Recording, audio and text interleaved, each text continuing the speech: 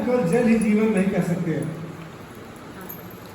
तो जीवन को बचाने के लिए कोई बीमारी ना हो, जल से फैलने वाली बीमारियां ना हो, इसके लिए सरकार ने क्या किया, ये जल जीवन मिशन के नाम से एक योजना पूरे देश में लागू कर दिया, हर गांव में, ठीक है, हर जिले में लागू कर दिया। दो तरह के जल प्रदूषण होता है। पहला जल प्रदूषण रासायनिक प्रदूषण और दूसरा जैविक प्रदूषण। रासायनिक प्रदूषण क्या है? रासायनिक प्रदूषण है जब जल में किसी तत्व की मात्रा ज्यादा हो जाती है तो उस प्रदूषण को क्या कहते हैं? रासायनिक प्रदूषण। अब वो रासायनिक प्रदूषण जानना भी जरूरी है। लोहा का नाम तो आप लोग सुनी होगी ना, जानती है लोहा ना, जानती हैं? लोहा जिसको आयरन कहते हैं, क्या कहते हैं? आयरन। इसी तरह से नाइट्रोजन का नाम सुनी है, आर्सेनिक का नाम सुनी है, बोरॉन, आर्सेनिक, सल्फर, फास्फेट, ये सारे 105 या 108 क्या है? तत्व हैं। इन तत्वों की जरूरत हमारे शरीर को है और हमारे शरीर को नहीं, बल्कि पशु पक्षी, खेती बाड़ी, फसल, इन सबको इन तत्वों की जरूरत है। जैसे अगर आप नाइट्रोजन यूरिया न डाले खेत में, पैदावार होगी? नहीं होगी ना। आप सुपर फास्फेट न डालें, खेती होगी? आप जिंक सल्फेट न डालें, धान में रोग लग जाएगा। तो ये जो जिंक है, सल्फेट है, ये जो सुपर फास्फेट है, ये डाई है, ये खादे, यूरिया है, ये सब जो बनाया जाता है सभी तत्वों को मिला के बनाया जाता है ना, बनाया जाता है ना। और जैसे सुपर फास्फेट का एग्जाम्पल लेता हूँ तो सल्फर और फास्फेट मिला के बनाया गया, जिंक सल्फेट का नाम दिया, जिंक को सल्फर मिला के बनाया गया ना। तो सल्फर की भी जरूरत है, जिंक की भी जरूरत है, नाइट्रोजन की भी जरूरत है, सभी जरूरत फसलों को है। उसी तरह से हमारे शरीर को इन तत्वों की जरूरत है, मिलना चाहिए शरीर को, चाहे फल के माध्यम से, चाहे सब्जी के माध्यम से, चाहे जल के माध्यम से, चाहे जिसके माध्यम से। लेकिन यदि इनकी मात्रा अधिक हो जाए, जैसे एक बोरी यूरिया आप खेत में कहीं डाल दीजिए तो फसल का क्या होगा? जोर से क्या हो जाएगी? जल जाएगी ना। कहने मतलब उस यूरिया की जरूरत तो फसल को है, लेकिन जैसे ज्यादा मात्रा होती है फसल को जला देती है। वैसे ही अपने शरीर को भी सभी तत्वों की जरूरत है, लेकिन जल के माध्यम से यदि उन तत्वों की मात्रा हमारे शरीर में ज्यादा आने लगे तो क्या होगा? रोग फैलाएगा। कुछ तत्व ऐसे चमड़ी का रोग फैलाते हैं, कुछ तत्व ऐसे गंभीर कैंसर जैसे रोग फैलाते हैं, कुछ लीवर खराब करता, कुछ फेफड़ा खराब करता, कुछ हृदय खराब करता, कुछ थायराइड खराब करता, मतलब सभी अंगों को प्रभावित कोई कोई तत्व करता है। तो ये हुआ। इसी तरह से जैविक प्रदूषण है। पानी में अगर बैक्टीरिया, मक्खी, मच्छर, सारी गंदगी आती रहेगी तो उसको जैविक प्रदूषण कहेंगे, कहेंगे ना, जैविक प्रदूषण कहेंगे। तो उस जैविक प्रदूषण से भी बचना है। तो ये जो दो तरह के प्रदूषण जल के होते हैं, रासायनिक प्रदूषण और जैविक प्रदूषण, हमने आपको पढ़ाया। अब यदि इनके वजह से जल प्रदूषित है तो हमको नुकसान करेगा, हमारे शरीर में बीमारी आएगी। तो ये सोचा गया कि सबको शुद्ध जल दे दे। सरकार ने कहा सबको शुद्ध जल कम से कम तो दे ही दिया जाए। 75 साल हो गए देश को आजाद हुए, तो शुद्ध जल देने के लिए ये जल जीवन मिशन योजना चलाई गई है। अब बात आती है कि क्या आप सभी लोग इस योजना को स्वीकार करते हैं? कहाँ चले हमारे गांव में? बोलिए, हाथ रखें। चाहते हैं ये योजना चले? चाहते हैं, बिल्कुल सही। लेकिन इस योजना के दौरान काम स्ट्रक्चर बनेंगे, संरचनाएं बनेगी ना, ओवरहेड टैंक बनेगा, पंप हाउस बनेगा, बाउंड्री वाल बनेगा, पाइपलाइन बिछाई जाएगी, घर में टोटी लगेगी, होगा ना? पैसा खर्च हो रहा 2-2.5 करोड़ रुपए। तो क्या इसकी देख रेख में कोई नुकसान न पहुंचाए? आप लोग सहयोग करेंगे? आप जाके एक बात मुझे और बताओ,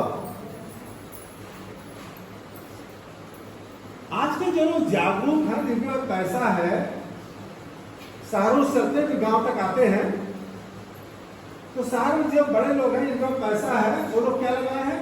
वाटर प्योरीफायर, आरओ, पानी साफ करने वाली मशीन लगाए हैं ना। वो पानी साफ करके जो निकलता है उस पानी को पीते हैं। इतना रुपया खर्च किए तो बेवकूफ तो नहीं है। वो जानते जो पानी आ रहा है उसका गंदा हो, प्रदूषित हो, रोग फैलाएगा, इसलिए वो क्या करते हैं? मशीन लगाए हुए हैं। जिनके पास पैसा ज्यादा नहीं है, मशीन नहीं लगा सकते, वो भी क्या करते हैं? वो डिब्बे वाला पानी लेकर चला है ना, डिब्बे पानी आता है ना, आर पानी शहरों में वो लेते हैं, बाजारों में वो लोग लेने लगे हैं, कुछ गाँव में मैंने देखा कि वो पैसा मंगाते हैं। लेकिन उस डिब्बे के पानी की कीमत कितना है? एक डिब्बे की 20 रुपया, 25 कहीं 30 है, हम 20 ही मान लेते हैं। और एक परिवार में कई डिब्बे पानी लग जाएगा दिन रात मिला करके खाना बनाने और पीने में।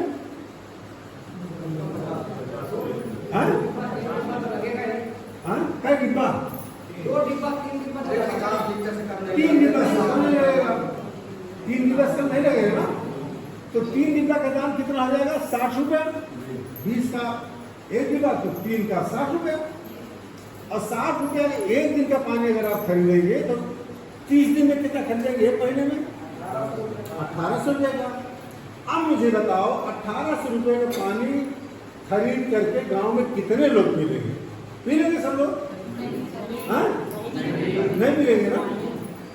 या तो 1800 का पानी पिए, या तो आरओ लगाए, या तो वाटर प्योरीफायर लगाए, और या तो रोग बुलाए, बीमारी बुलाए। तो इसका उपाय क्या है? उपाय तो जल जीवन मिशन है ना। जल जीवन मिशन है जो आप गाँव में टंकी लगने जा रही है, यही है ना। ना 1800 का पानी खरीद पाएंगे महीने में, ना आरओ लगवा पाएंगे, ना वाटर प्योरीफायर लगवा पाएंगे। यही है ना, चारा तो यही है ना। तो अगर रोग होता है तो एक औसत निकाला जाए साल भर का एक परिवार का, तो महीने में 500 रुपये से लेकर 1000 रुपये तक डॉक्टर के यहाँ जाता ही जाता है। कभी बुखार है, कभी पेची से, कभी हैजा है, कभी कुछ से, कभी जाता ही नहीं जाता। वो थोड़ा थोड़ा जाता था, हमको नहीं मालूम पड़ता। लेकिन एक रिपोर्ट के अनुसार आपको बता रहे हैं कि अगर औसत निकाला जाए 500 से 1000 रुपया हर परिवार से डॉक्टर के पास जाता है। हम 1800 का पानी पी नहीं सकते महीने में, 1000 रुपया हम डॉक्टर को देते हैं दवा में, तो क्या 50 रुपये में पानी नहीं पी सकते? बोलिए, हाँ 1000 रुपये बचेंगे डॉक्टर वाला ना, 50 रुपये पी सकते हैं दादी? हम क्या कहिए पी सकते हैं? ठीक है ना। 50 रुपये अगर लगेगा तो आप लोग पानी पी सकते हैं। वहां भी 50 रुपया सरकार नहीं ले रही है। जब सब कुछ तैयार हो जाएगा, आपके यहाँ पानी आने लगेगा, तो प्रधान जी का और सचिव का एक खाता खोल रहा है, संयुक्त खाता। वो जो पैसा जमा होगा उसी खाते में जमा हो जाएगा। और जैसे आप कहेंगे हमारे यहाँ घर के पास पाइप टूट गई है, पानी सड़क पर बह रहा है, हमारे घर पानी नहीं आ रहा, तो प्रधान जी क्या करेंगे? घर में पाइप पहले खरीद के रखे रहेंगे, प्लम्बर होगा, ट्रेनिंग आपके गाँव सबको दी जा रही है, बुलाएंगे और क्या करेंगे? उनको तो हम ठीक करवा देंगे।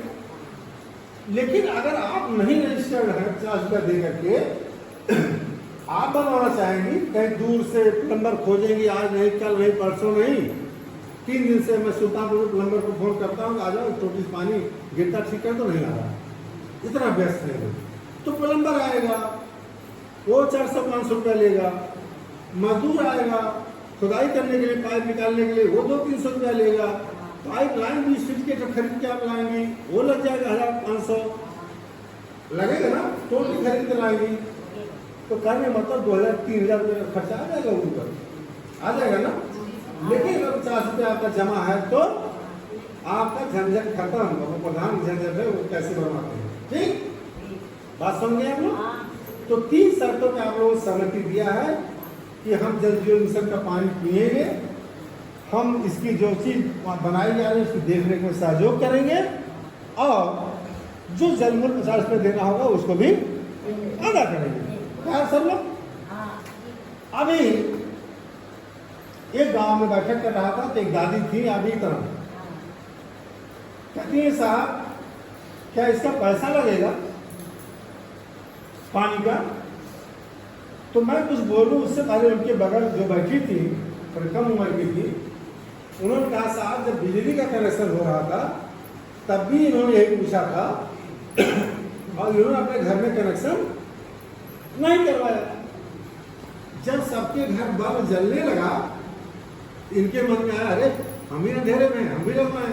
कभी दौड़ना शुरू की प्रधान के यहाँ, इनके यहाँ, उनके यहाँ 2,500-3 हजार रुपया खर्च कर डाली तब इनके घर में क्या लगा, बिजली का कनेक्शन आया।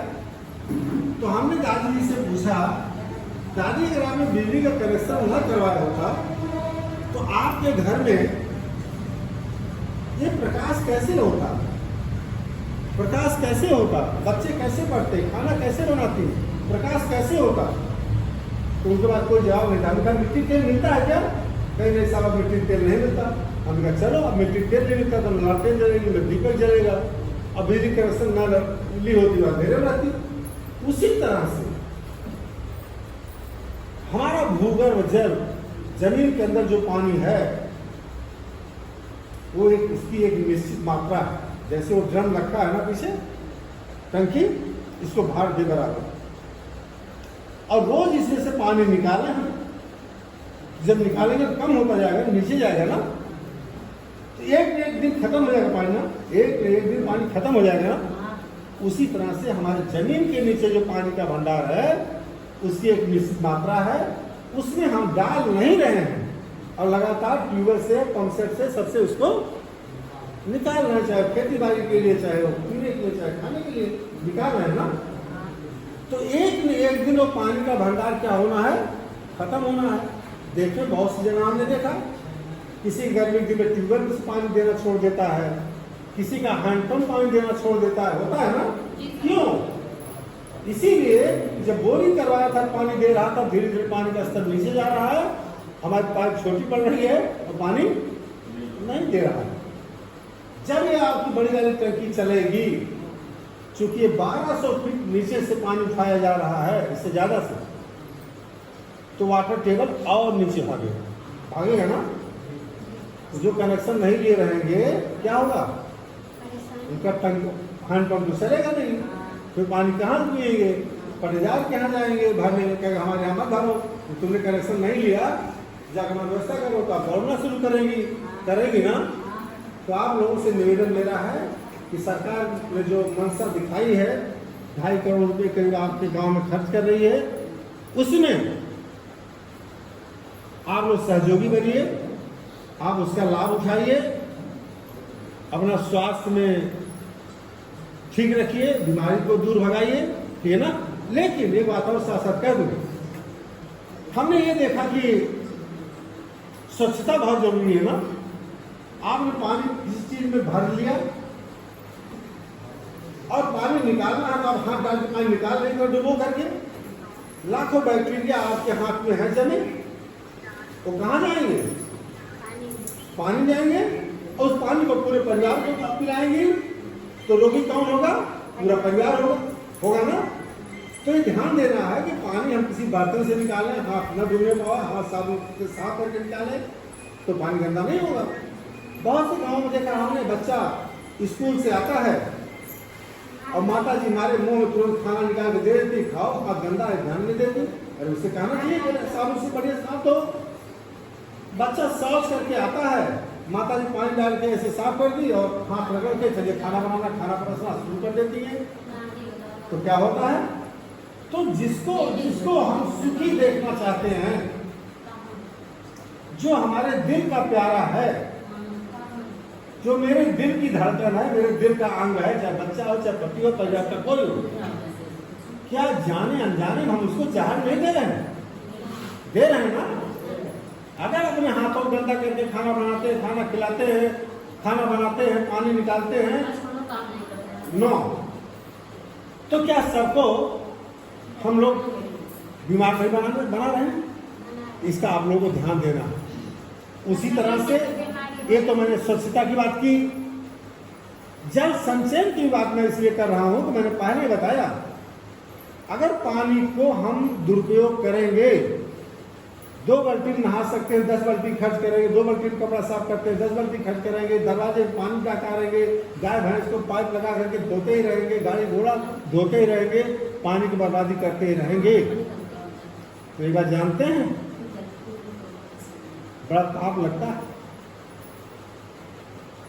पता नहीं आप लोग बोलती हैं अपने घर में कि नहीं बोलती हैं? मेरी पत्नी बोलती है, मैं नल खोल के और कुछ काम करने लगूं, चिल्लाती बड़ी जोर से, कहते मेरी मम्मी कहती थी पानी बर्बाद करना पाप है, प्रोफेसर है वो केनाई में। तो पानी बहाना बहुत अच्छी बात नहीं है, पानी बर्बाद करना बहुत अच्छी बात नहीं है।